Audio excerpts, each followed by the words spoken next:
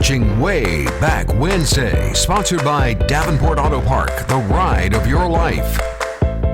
And also sponsored by Flores Glass, serving the area since 1977 with residential and commercial work.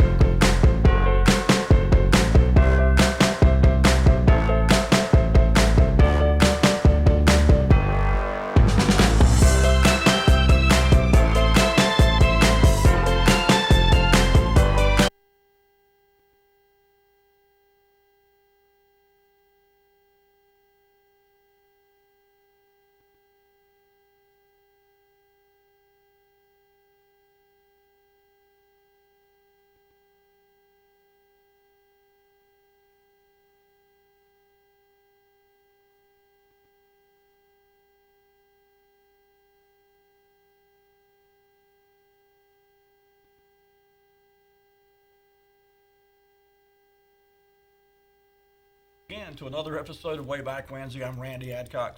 Good to have you with us tonight. I think we've got what I think is a really interesting show tonight. I stumbled across a collection of pictures. There was, 65 or 70 pictures in this collection. They date back literally to the turn of the century, 1900, 1902, somewhere along in there. And I stumbled across them purely by accident when I was doing a little more research on a gentleman we've talked about the last 2 weeks, John Sorsby. You may remember we mentioned him. He had a hardware store down on South Main Street, 112 South Main Street. That building still stands today. In later years, he moved his business over to Howard Street. And so I was doing some research, just trying to find a little more about him, and I stumbled across this collection of pictures referred to as the Sorsby collection. If you remember, the man's name was John Sorsby. And so anyway, I've looked high and low trying to find the original pictures, and I have not found them. I've talked with Tracy Thompson at the library, and I've done some research at the Wilson Library at Chapel Hill, even went to the online, went to the ECU library. Cannot find those pictures anywhere except the ones that I found that were reprinted in the Evening Telegram back in 1942. They started a series. If you remember it's been several months ago now, we did a segment about a series of images referred to as Lensscape. Oh, we got a call. Let's get this call. Hello, caller. You on the air? Hello, caller. Yes. Just wanted to let you know that the volume is very, very low. Oh, thank you. Okay, I'll pass it on to our control room tech if we can boost it up for you. Thanks for letting us know. Thank you. Thank you. Okay, Lee, can you boost the volume a bit up there? Okay. My control room tech is telling me he's got the volume almost all the way up, so I'm not sure how much more we can do on our end, so I do apologize if the volume is low, but Lee's just telling me that it's almost all the way up here. So anyway, some months ago we did a segment on a segment of pictures called Lensscapes. They were a collection of pictures that were taken, I believe, by Larry Tucker. And they spanned, a year or two, and it was just a snapshot in time, if you will. Well, I found this segment of pictures referred to as Yesteryear Around Here. And John Sorsby took most of the pictures. He's in one or two of them, but he took most of them. And in addition to being a hardware store owner and an all-around gentleman's man, if you will, he was an avid amateur photographer and took a lot of pictures, and not just Rocky Mount, by the way. He went all over eastern North Carolina and took pictures from Rocky Mount to as far away as Goldsboro, up in Halifax County, Tarboro, Nashville. So we've got some pictures covering all of that. We'll get to those in just a minute. But before we do, I wanted to share something with you. I had the absolute pleasure this past Sunday of spending a little time with May Woods Bell. You may remember back in October we did a couple of shows about the Children's Museum. Then I went to visit May Woods Bell, did a segment on her. After that second show aired, I got a call from Miss Norma Brown, and Norma wanted to have an opportunity to get together and show a segment that we did on May Woods Bell. So it took us a couple of months to get all this together. But we finally arranged to get it to take place this past Sunday at the Universalist Church over on North Church Street, and had a real nice time. May was there, of course. There was, 8 or 10 people there in addition to myself and May. But anyway, it was a real nice gathering. May was very attentive to the program, and we got almost to the end of the segment about her before we realized that the segment that Norma was hoping that we'd be showing was the first of the two segments, the one that showed May at the Children's Museum and all, everything that was going on with that, the dinosaur bones, and if you remember that show. So, and I didn't realize that because when she called me, the show where we talked explicitly about May Woods had just aired. So anyway, long story short, that show was not the one that everyone had expected to see, but anyway, it went over well. May was, as I said, she was very gracious, and it was good to see her and spend a little time with her again. She made me promise when she left that I would come to see her, so that's on my bucket list to do, to go back and see May Woods Bell again. So, and also, I say every week that this show wouldn't take place, or wouldn't be able to take place without your help, you the viewer. I get ideas and encouragement from you, and I appreciate that. And I also get, from time to time, good bits of information to help me kind of put together a show topic and so forth. And whenever I've got a question or anything to do, particularly with the Civil War, I reach out to Wallace Abernathy. He's just a font of information, and so I reached out to him again this past week with a question or two about a Civil War soldier. In fact, it was John Sorsby, in fact. And so I appreciate the information that Wallace put my way. And also, I have to say thanks to Tracy Thompson down at the Public Library. Tracy's just a godsend of information. For someone who's not from Rocky Mount originally, she's just tremendously helpful in putting together information about Rocky Mount, and particularly the more notable citizens from early Rocky Mount. She actually sent me today, or a couple days ago actually, now she sent me the last will and testament for John Sorsby. And I'm going to read a little bit of that to you in just a minute before we jump into pictures. But before we get into all that, I just want to take a minute and just read something here that I found, bits and pieces that kind of put it together in one reading.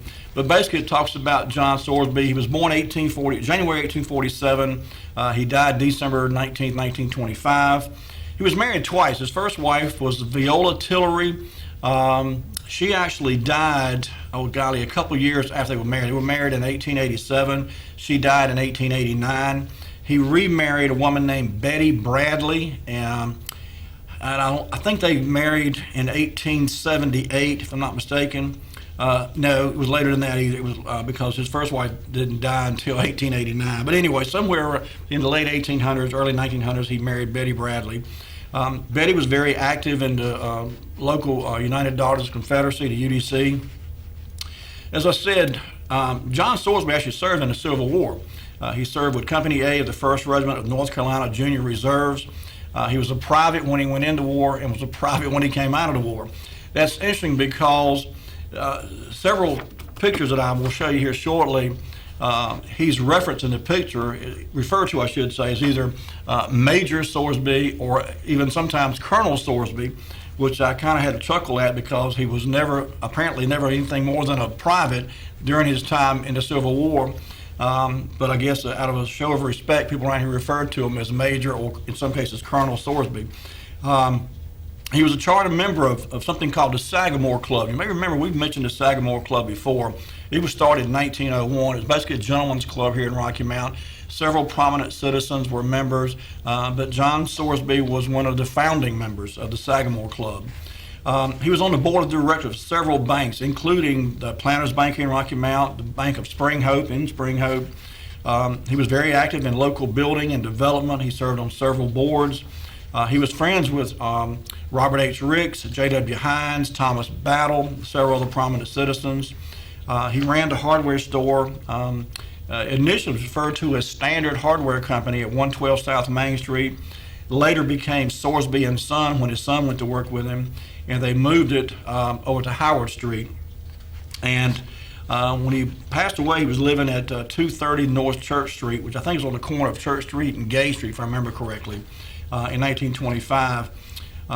His son, ironically, John Sr., I'll say Sr. because the father, I'm going to put it that way, his name was John Richard Sorsby.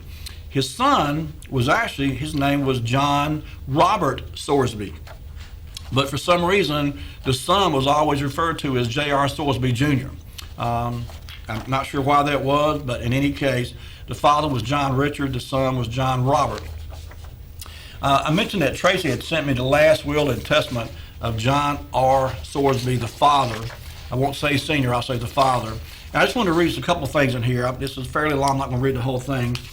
It says, I, John R. Sorsby, the county of Nash in the state of North Carolina, being of sound mind, but considering the uncertainty of my earthly existence, do make and declare this my last will and testament. First, my executor hereinafter named shall give my body a decent burial, suitable to the wishes of my friends and relatives, and pay all funeral expenses, together with all my just debts, out of the first monies which may come into his hands belonging to my estate. Second, I give you and devise to my beloved wife Betty my house and lot situated on the southwest corner of Church and Gay Streets in the city of Rocky Mount, the place where I now live, and for and during her natural life, and then to my children, Annie, Helen, Owen, and John R. Sorsby Jr. There again, he referred to him as Jr. Third, I bequeath to my son, John R. Sorsby Jr., the goodwill of the business carried on by me at 145 Howard Street in the city of Rocky Mount, North Carolina, under the firm name of Sorsby & Son, and the stock in trade, fixtures, and effects belonging thereto, and the benefit of all contracts subsisting in respect to the said business, and all monies due the business. Fourth, I devise and bequeath all of the residue of my property, both real and personal, to be found to Betty Sorsby, Annie Sorsby, Helen Sorsby, Owen and John Sorsby, share and share alike. And fifth, I hereby constitute and appoint Hugh A. Williford, my lawful executor, to all intents and purposes to execute this my last will and testament. So he covered all bases there. I thought it was interesting that he said his wife could live in the house as long as she lived, and then it would go to his children. And so, but that was commonplace. I think it's still done to some extent now in the last wills and testaments, where particularly when, and I'm not sure that she was not the mother of all of these kids, if not some of them anyway. But in any case, upon her death, the house would go to the kids. Okay, let's jump right into this, Lee. Put up picture one if you would. As I mentioned, these pictures came about, the Evening Telegram started running this series of pictures in 1942. And the quality of pictures, I'm sorry, is not really good. To me, the captions of the pictures is as interesting, if not more so, than the pictures. So I'm going to read the captions to you. It says, the Girlies Show at the Carnival of 1902. Located at 5 Points, facing towards Main Street, was the Girlies Show of Rocky Mount's first carnival. It was referred to by the carnival barker as the Girl from Up There, and the admission price was 10 cents. It was quite popular with the men and young men, while the ladies of the community abhorred that end of the attraction area. This show provided a startler of the week and the incident that has lived to this day, in that Tom W. Coleman, later mayor and affectionately known as Uncle Tommy, was then unmarried but carried a different set of lady teachers from the city schools to the carnival every night of the 6 nights and missed out seeing the Girlies Show. So he was a dating fella, and he dated 6 different women during the entire run of the show, of the carnival, and therefore didn't get a chance to see the Hoochie Coochie show put on down at 5 Points. Poor fella. Okay, Lee, item number 2, if you would. This is captioned, The Gypsies Stop for a Brief Visit. It was about 1903 when, to the man of average means, the railroads provided the usual means of transportation, that a band of gypsies, upwards of a dozen men, women, and lots of children, making up a nomad band, descended upon the city. They claimed palmistry as a business and profession, and visited many homes in the city, asking the privilege of reading the palm of a housewife at 50 cents each. The men were usually idlers and did little but bossed the women and children. Their abode was usually a tent or two erected somewhere on the outskirts of the city, where they usually halted for a day or two before moving on. They bought little, had little, and were usually slick-fingered. The picture above shows a band being deported from the city under an ordinance passed for the protection of local citizens and property. The picture is taken in front of the passenger station before the structure was remodeled and enlarged. So 1903, a band of gypsies come tromping through town and were promptly escorted out of town. Okay, Lee, item number 3, if you would. And again, these are all you see at the top there. Yesteryear around here was the segment as it was referred to. This one says, Barry Joyner goes a-shopping. Halted for a moment at the corner of Main and Tarboro Street, Barry Joyner reins up on his steer and demands that he stand still while the photo is made. The use of oxen for draft animals, plowing and the like, was not unusual in 1902 when this was taken, and Barry usually came to town on Saturdays with something to sell, whether it was black and huckleberries in season or sage brooms in the fall. In addition to the means of locomotion not now generally seen, notice the woman in the slat bonnet crossing the street as she leaves the sidewalk near the pole. East along the north side of the 100 block of Tarboro Street shows a corner of what was a barber shop run by the late O.A. Snipes. Next, the office of the late Dr. George Wimberly and the notions and dry goods store of the late T.L. Conyers. Beyond, the awning buildings are under construction following a disastrous fire that destroyed the grocery of T.L. Simmons, the bar of Walter L. Parrish, and other businesses. The flames finally being halted at the corner of Thomas and Washington Street. So a good part of downtown Rocky Mount burned in 1902 and had to rebuild some of it. Item number 4, if you would, Lee. And again, I apologize. The quality of these pictures is not very good, I understand. And I have searched in earnest trying to find them, and I will keep searching. But this is the best we could get for now. This is captioned, The Whirl of Death. The location is in front of what is now the Standard Electric Company on Main Street, and the sign on the ticket sales stand reads, Cycle Whirl Big Attraction, admission 15 cents. And you guessed it, it's Rocky Mount's first carnival in 1902. The act consisted of young men who pedaled bicycles with a rapidity sufficient to turn them at an angle that somewhat defied gravity, but no one ever saw them mount near the top of the tub-like enclosure. Immediately behind the whirl is a hit the brakes, 3 balls for a nickel, 7 for a dime, and as an incentive, the spieler added 1 baby, 1 cigar, 2 babies, 3 cigars, knocked down 4 babies for a half a dollar. So this was the same carnival that we showed a picture of a few minutes ago that was downtown Rocky Mount. It says across the street in the background is the old Thorpe building, office of the late Dr. Frank J. Thorpe, and the next is the plumbing business of O.D. Murray. The roof of then Sagamore Club and the city reservoir is the round object that parallels the pole in the ground. Kind of over in the left-hand corner of the picture, that's what they're referring to there. But again, this is 1902, Rocky Mount's first carnival that came to town. Okay, Lee, let's go to item number 5 if we could. I've heard of Parmel before. This picture was taken, it says East Carolina's thriving junction, Parmel. Back in 1900, most of the travel was by rail, and at the point where the Tarboro-Plymouth branch crossed the line from Weldon to Kinston, there sprang into being the town of Parmel, or Parmalee, perhaps. I think it's pronounced Parmel. But anyway, it looks like Parmalee. It was more than a junction, for it was the headquarters of the Eagleston Lumber Company, and it was the point of origin of a third branch line from Parmalee to that then seaport city of Washington, North Carolina. At the time, the Beaufort County capital boasted of a ship line that plied between Washington and the West Indies with daily service by Old Dominion Steamship Company to Tarboro, Belhaven, Bath, and across the Sound to Ocracoke. The scene here shown of Parmalee depicts the passenger and freight station. The gentlemen to the left of the picture are local citizens en route to Sweetwater Creek near Williamston for a camp. The 2 gentlemen facing each other in extreme left are believed to be the late A.B. Willingham and the late T.S. McDermott, local tobacco men at the turn of the century, while the gentleman with his hand to his ear is the late Dave Daughtridge. The 4 colored boys in the freight delivery door are local residents, and the colored man crossing the north and south track is a colored cook from Rocky Mount that was carried to the camp. You're going to see several pictures tonight of camps that were set up by John Sorsby. He started a hunting club and a gentleman's club, if you will. Lee, bring it back to me. I just realized it's time for our first commercial break. I've got about 30 of these pictures to show tonight, so we may not get to them all. When we come back from the break, though, we'll jump right back to these, the Sorsby collection, as they were referred to, with the caption of Yesteryear Around Here. Don't go anywhere, folks. We'll be right back with more Wayback Wednesday.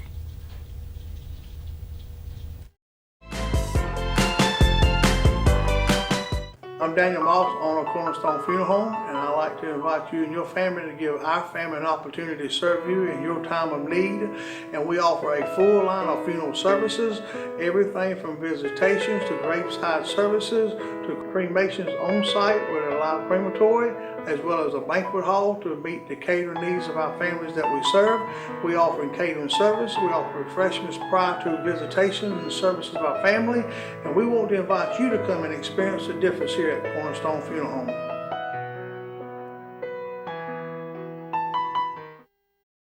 When faced with special care needs for elderly or disabled loved ones, families want compassionate, comforting care. That's Tender Touch Home Care Services' goal, providing the level of care we would expect for our own.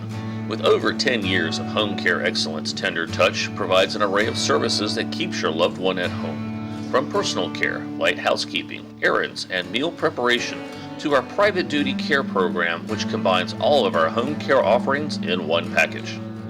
Tender Touch Home Care Services, where your needs are our concern. We're in our 18th year of practice at the Hammer Chiropractic Center, and we've seen over 15,000 different people in the Rocky Mount area. 40% of headaches actually come from a neck problem. Many patients come in taking multiple aspirin, over-the-counter medications and such a day, and we can get you to stop doing that and actually fix the problem so the headaches don't rise anymore. A lot of people think chiropractic hurts. It does not. Most of the people come in and they feel great when they leave.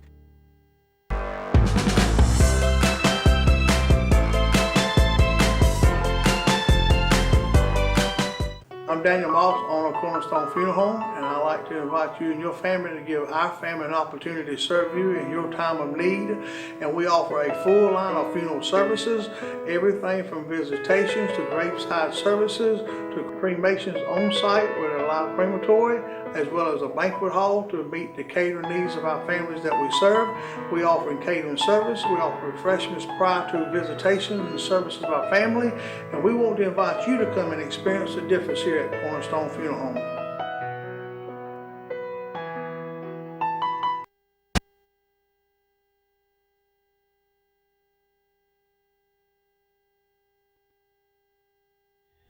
And we're back. If you're just tuning in, we're talking about John Sorsby and a collection of photographs referred to as the Sorsby Collection. Back in 1942, the Rocky Mount Telegram somehow got a hold of this collection of John Sorsby photographs. He was not a professional photographer, best I can tell, but he was a very good amateur photographer.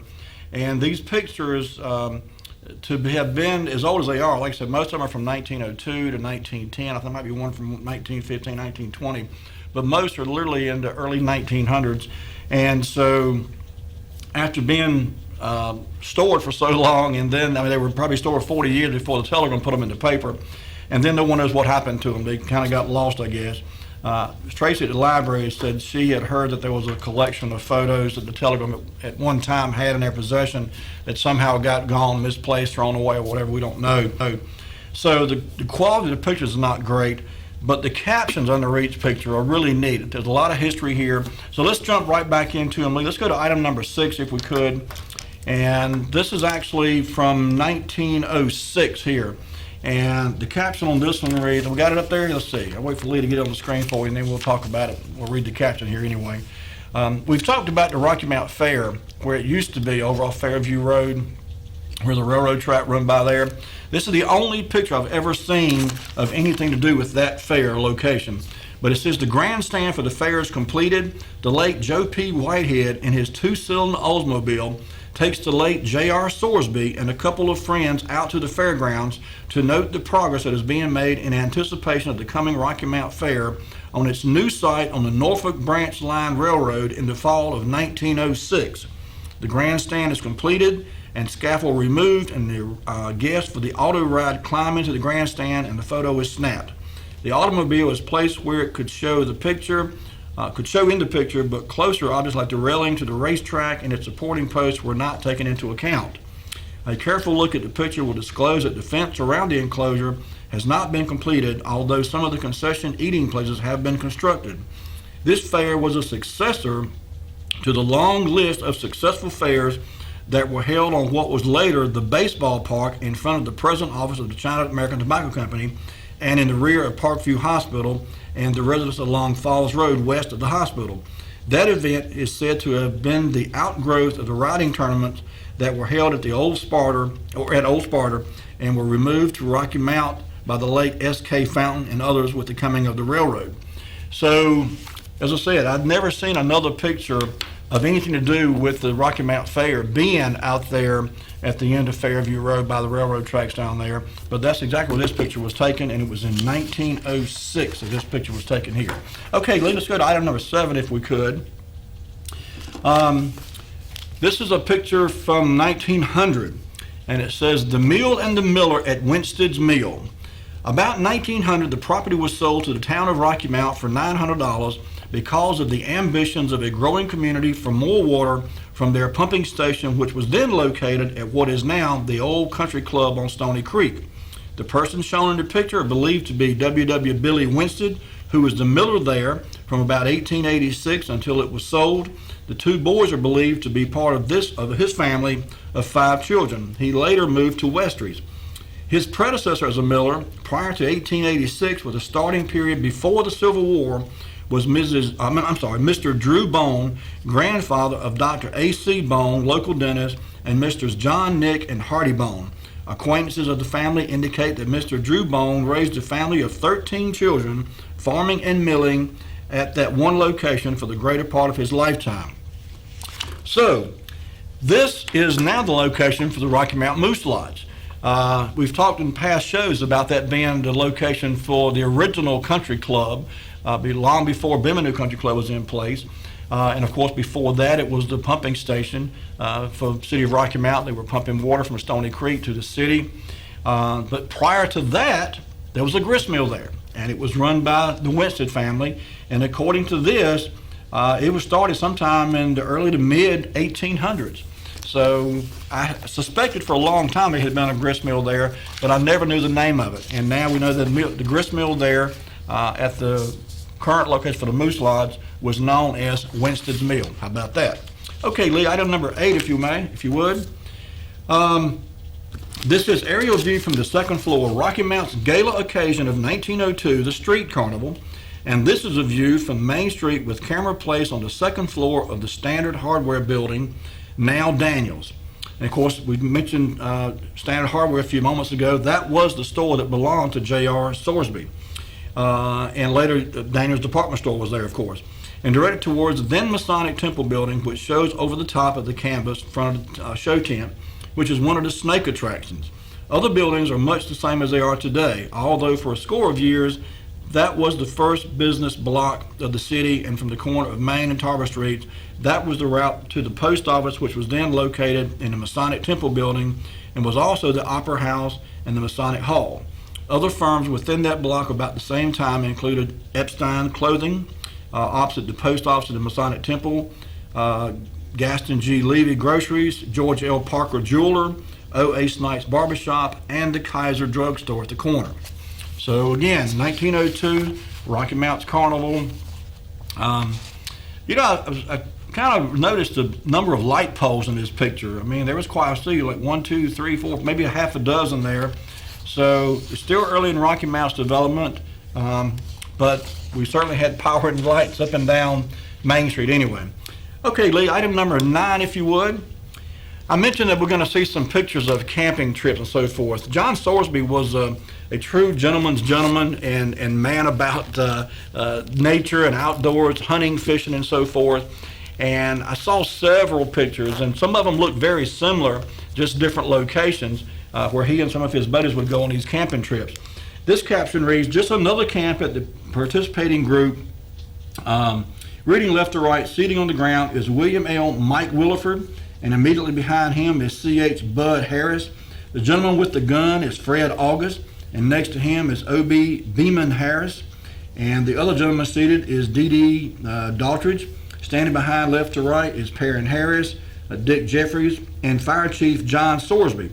Now, that was John Sorsby Sr.'s son. His son was, as I mentioned earlier, was also John Sorsby. And right beside him, it says Major John R. Sorsby, the amateur photographer from whom this collection of pictures is taken. And again, John Sorsby Sr., if you will, was never a major. He was never a colonel. He was a private in the Civil War. But I guess just a show of respect, he was often referred to as Major Sorsby, or in some cases Colonel Sorsby. Not exactly sure where this picture was taken, but there are several of these camping pictures that they camped all over. Okay, let's go to item number 10 if we could. There's another camping picture here. This one does identify the location. It's referred to as Sweetenwater Creek in Martin County. A snapshot view of the front end of the camp wagon of Brookside Sporting Club with the tents in the background. The portly gentleman in the dark suit is the late Dr. J.C. Killebrew of Edgecombe County, a beloved physician of his day and a practitioner in the Nobles Mill section of the county. The other gentleman in the dark suit is Mr. Robert H. Ricks, of Ricks Hotel fame, of course, the wealthiest citizen in Nash County in his time, who was an officer and director of more companies and businesses than any other local citizen. However, camp life seemed to appeal to him, and he missed few camps of the Brookside Club. The third gentleman in the camp is the former fire chief, Dave D.D. Daughtridge. So, as I mentioned earlier, John Sorsby had friends in high places, if you will, certainly to be rubbing shoulders with the likes of Robert H. Ricks and the Battle family and many others around Rocky Mount who were very instrumental in developing Rocky Mount, says something about the stature of this gentleman in Rocky Mount circles. Okay, Lee, item number 11, if we could. Says best known citizen of the Bynum Pond section 35 or 40 years ago was Tony Bryan, pictured above.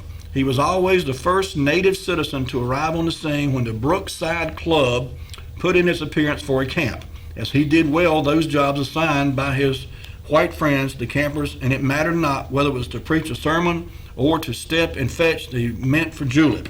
He was always handy about the camp and a favorite with Major Sorsby, who gladdened the hearts of his children with copies of this photo. So, you know, again, this was early 1900s. I'm certain, in fact, that this gentleman, Mr. Tony Bryan, was treated very well by Mr. Sorsby and his fellow campers. He was certainly by no means any less of a gentleman than they were. He looked after them. He helped, set up the camp and cook and provide meals and so forth. And they obviously thought a great deal of the gentleman. Okay, Lee, item number 12, if we could. This is another camp picture. It says camp arrival have their pictures made. Tents have been put in a position for one of the numerous camps of the Brookside Sporting Club, and guests have not yet donned their camping togs. Reading left to right, former Fire Chief Dave Daughtridge. Next to him is Charles Brown, then Assistant Cashier of Planters Bank, who is now President of Philadelphia, is now a resident of Philadelphia, Pennsylvania, a relation of Dr. and Mrs. Henry Avent. Next is Mr. J.W. Thurman, former member of the Board of Aldermen and local plumbing and heating contractor. Mr. Ed Neville, local contractor and builder, and father of Fred Neville, the former city clerk, and former city clerk Bud Harris. So again, these were very prominent citizens. It's kind of ironic that these gentlemen could literally afford to stay at any hotel up and down the East Coast. They could certainly afford the luxuries of fine living, and yet they chose to pack up tents onto a wagon and haul somewhere out in the middle of nowhere and set up camp for a few days and rough it, if you will. I just thought it was a neat thing that they were interested in doing such. Number 13, Lee, just another camp picture. It says 96th Camp of the Brookside Sporting Club. The place of this camp is unknown, although the number indicates it was probably sometime between 1910 and the start of World War I, which would have been, I think, 1917. Picture left to right, the gent that is seated wearing a hunting coat is the former city clerk Bud Harris. It goes on to mention the other gentleman, just Jim Arrington. Anyway, there was a lot of these pictures. I didn't include all of them, but you can see by the wagon there, the Brookside Sporting Club camp painted on the side of it. They went all out. They spared no expense in these trips. They might have been roughing it, but they took the covers home with them when they went roughing it. Okay, I think this is the last one of the camping trips, Lee. Number 14, and again, They took the home with them. It says, enjoying the comforts of the great outdoors. Members of the Brookside Sporting Club gathered somewhere on some stream or attractive wooded spot within 100 miles of Rocky Mount. While Major Sorsby makes a good job of photography, even though it was a task in 1903. Center is Tom J. Hackney, the city's first manufacturer with the Hackney Wagon Company. Had a plant here that was later burned, and they moved to Wilson. Mr. Hackney remained in this city, however, and engaged in the hardware and undertaking business. Was president of the Underwriters Fire Insurance and director of many local businesses. His home was near the location of the Colonial Stores on North Church Street, although he later built the more commodious residence at the corner of Franklin and Sunset, now occupied by his granddaughter, Mrs. Hyman L. Battle. We talked about this house many times on this show, but again, Thomas Hackney was friends with John Sorsby, as well as many other prominent citizens in the early 1900s in Rocky Mount. And they apparently enjoyed each other's company. They made multiple trips to these campsites all over the place. And I've seen one picture with as many as, I think, a dozen gentlemen who participated in one of these campouts and camping trips. Okay, Lee, item number 15, if we could. Major Sorsby, again, he's referred to as Major here. Major Sorsby prepares the cue at the camp at Little Falls, an amateur shot that is not from the Sorsby collection, but it seems to turn the camera on the fellow who usually did the shooting. The late Major John R. Sorsby is shown removing the ribs from one side of a barbecue porker, undoubtedly for his friend and fellow camper, the late Dr. Joe P. Whitehead, who was exceedingly fond of that part of the pig's anatomy, and who usually made his attendance at the camps close to Rocky Mount, as his practice did not permit him to attend camps at a great distance. Note the gentleman whose back is turned to the picture is paying tribute to the camp's improvised bar in the tree to the left, while there is depicting in the distance a card game in procession. Picture through the courtesy of Miss Will Fountain. But anyway, this was, I guess this was a camp picture too, now that I think about it. Obviously, they're out in the middle of nowhere. But, you know, they set up camp, and they had certainly ability to cook food and set up a bar out there and had tents. And so they made it as comfortable as could be expected. And as soon as I said there was no more camp pictures, the very next one, I'm sorry, is also a camp picture. Lee number 16, and I think this might in fact be the last one. And this says, it's chow time at camp as the photographer is photographed. This picture was made sometime around 1905 and represents the amateur work of some photographer who was present at one of the camps of the Brookside Sporting Club. It's significant in that Major John R. Sorsby himself, the erstwhile dean of the amateur photographer's art, is being photographed as he has helped himself to food and taken his seat to eat, using his knee for a table, except when the plate was held in his hand. Seated to the right is Mr. Sam Arrington with shotgun in his lap, and both gentlemen looked very conscious of being photographed. Mr. Arrington was long prominently identified with banking, manufacturing, other interests here about turn of the century, while Major Sorsby was a hardware dealer, bank director, and other interests. One of the few pictures of that you'll ever see of John Sorsby. But in this collection here, there were two that were taken by someone else while he was on one of these camping trips. Okay, Lee, let's go with number 17 if we could. Sunset and Church Streets. Back about 1900, the then new First Methodist Church furnishes the background and in the forefront of what is now Andy's Esso Station and Bullock Auto Sales Company Yard. There are hitch posts for the generally used means of locomotion available to the average individual unless he walked. However, a bull hitched to a buggy was unusual, and this probably prompted the photographic effort by Major Sorsby. To the left of the church is the residence of the late Alex P. Thorpe, while to the right is the residence of Mr. and Mrs. A.W. Arrington, which was torn down years later to make way for the Texas service station at that corner and behind the parking lot of the Big Star stores.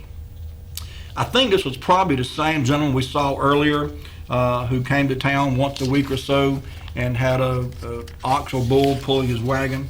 It doesn't say that it is, but I suspect it very well could be. Okay, Lee, I'll tell you what, it's time for our next commercial break. Bring it back to me, and when we come back, we'll jump back into these pictures. As I said, to me, they were just neat looks back, if you will, into early Rocky Mount. And you know, a lot has changed over the last 120 years or so now, but it's still, to me, it's fascinating how much Rocky Mount has changed, but yet at the same time, how much it stayed the same. We still got a lot of these buildings that were here in 1900 that are still standing today. Don't go anywhere, folks. We'll be right back with more Way Back Wednesday.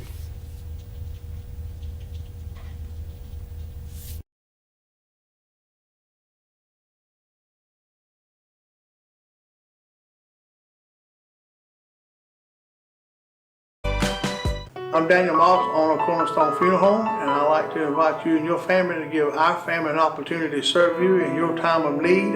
And we offer a full line of funeral services, everything from visitations to graveside services to cremations on site with a live crematory, as well as a banquet hall to meet the catering needs of our families that we serve. We offer catering service. We offer refreshments prior to visitations and services of our family. And we want to invite you to come and experience the difference here at Cornerstone Funeral Home.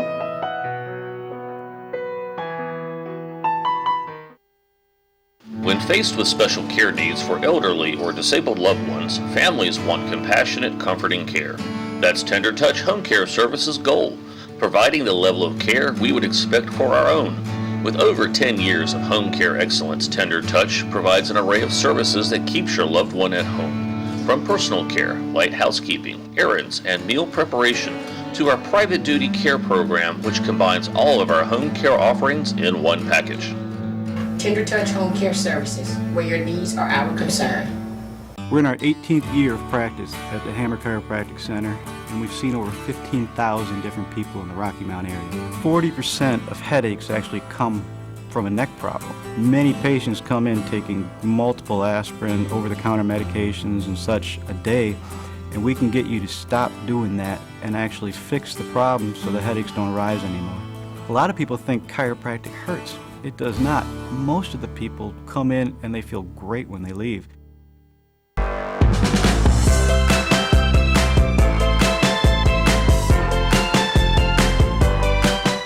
I'm Daniel Moss.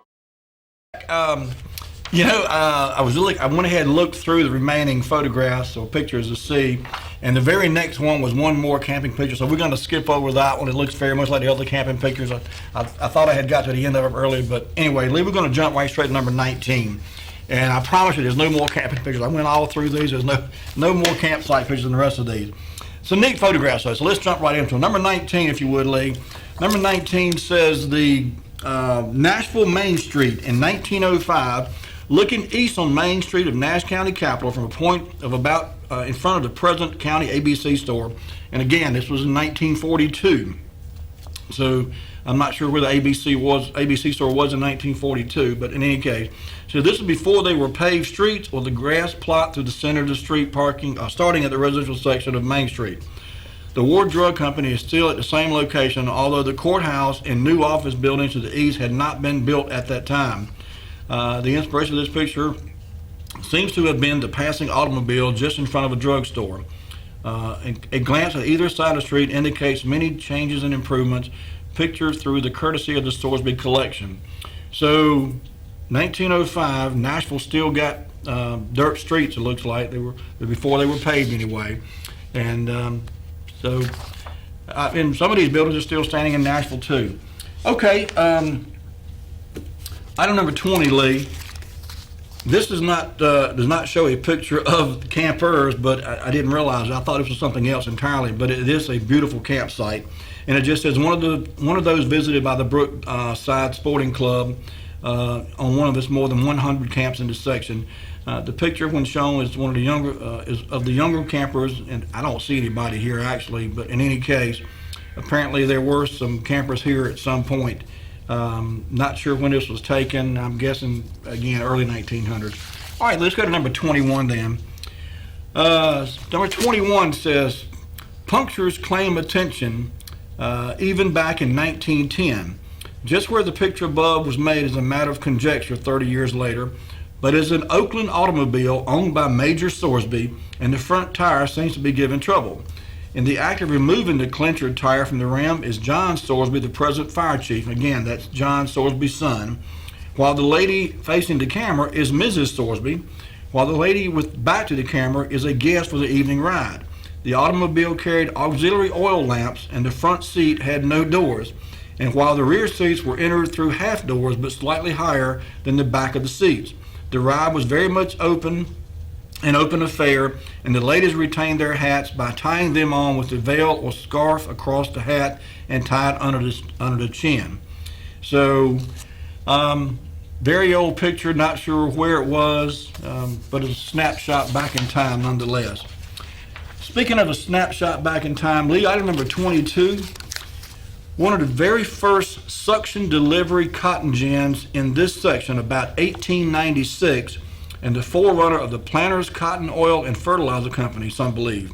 View of the gin and compress on the farm of the late former Lieutenant Governor Elijah L. Daughtridge. And by the way, if I'm not mistaken, that is our current city council member, Lige Daughtridge.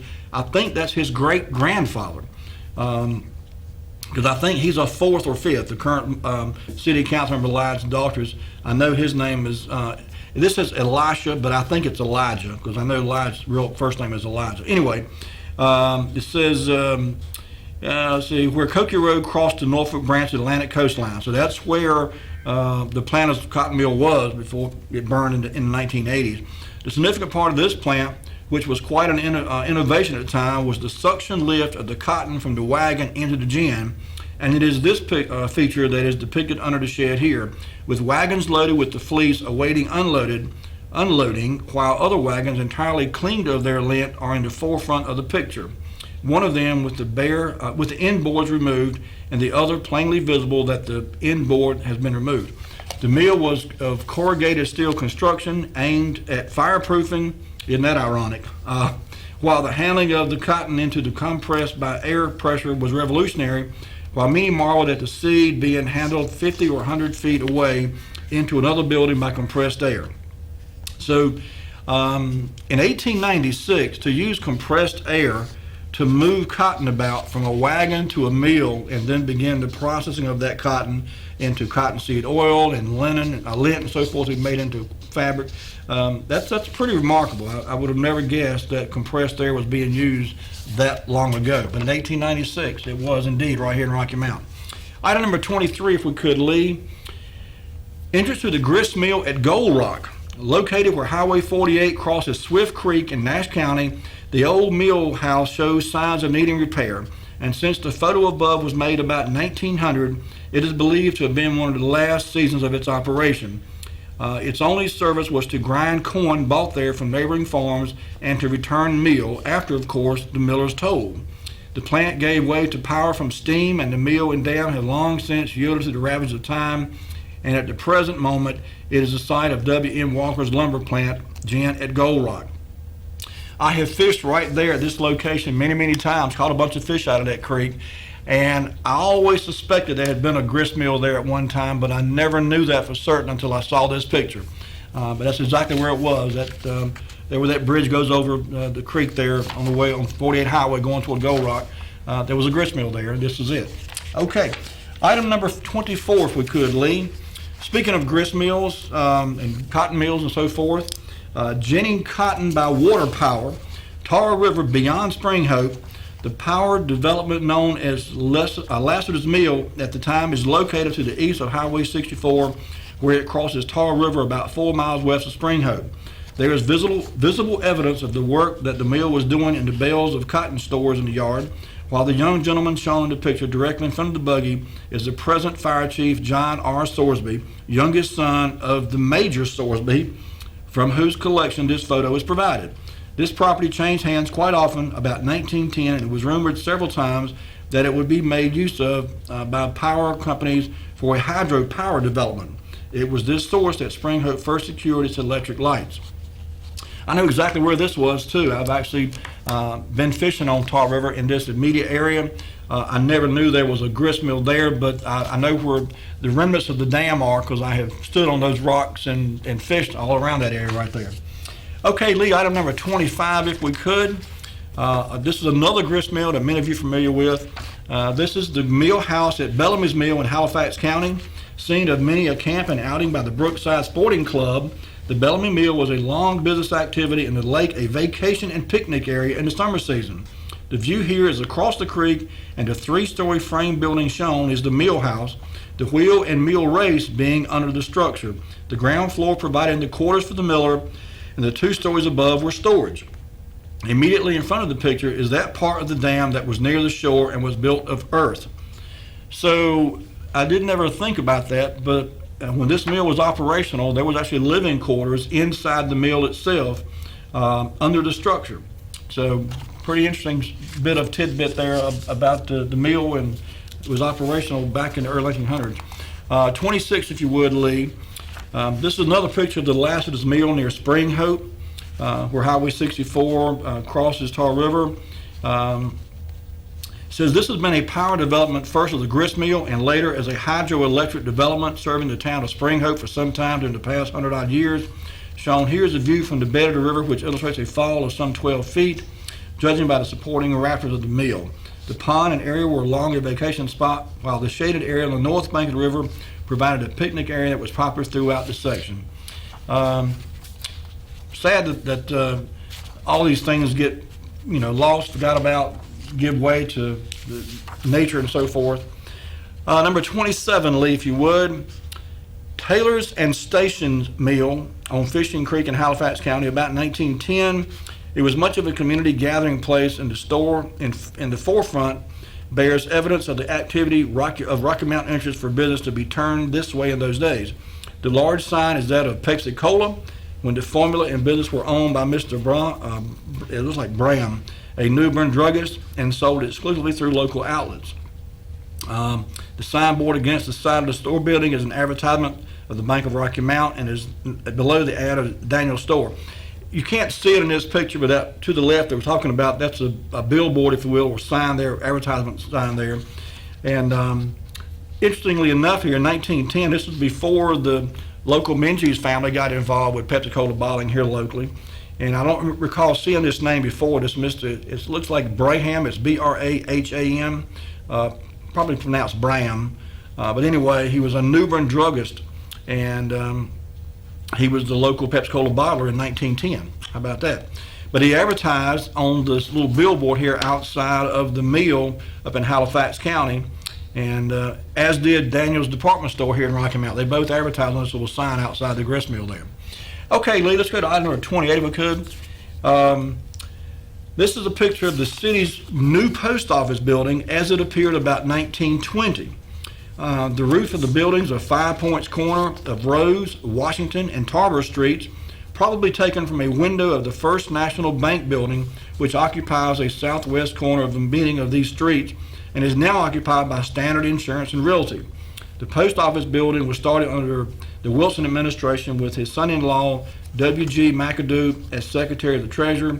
Mr. Luther F. Tillery was the mayor at the time and handled the first shovel of dirt with the appropriate ceremony.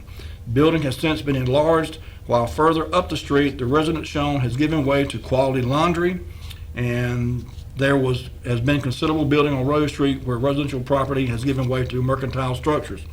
So, this area down here has certainly undergone a tremendous amount of change over the years. The residence, it says here, was later replaced in the location where the laundry was down there. This is prior to across the street from this location. You see it's just ground there now, but obviously in later years there was all kind of building along there. Rose Buick was along there. There was a couple other businesses out there at the same time, and of course this predates all of that.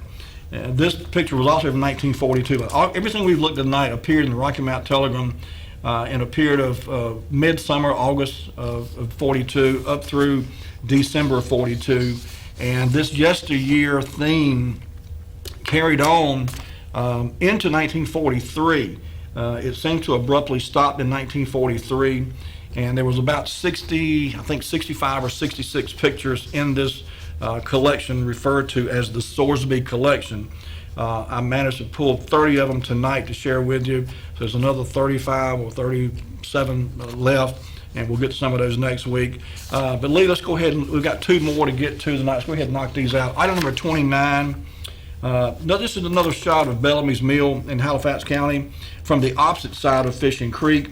This was a famous picnic area for several generations, while the building in the immediate forefront on this side of the stream cannot be identified, although some believe it is the old boathouse. This mill was one of a few stone-constructed mills in this section, and it may be noted that it is 3 stories with a frame roof. So, you know, it was quite often that these mills were not only a place of commerce. I mean, they would get corn from local farmers and grind it up and make, meal and so forth, cornmeal. They would grind grain and make flour and so forth. But it was also a gathering place, and so people would come there and to take a dip in the stream there and do swimming and picnicking. And it was just, it was in many cases, it was a place where people gathered, particularly on Saturday and Sunday afternoons in the summertime.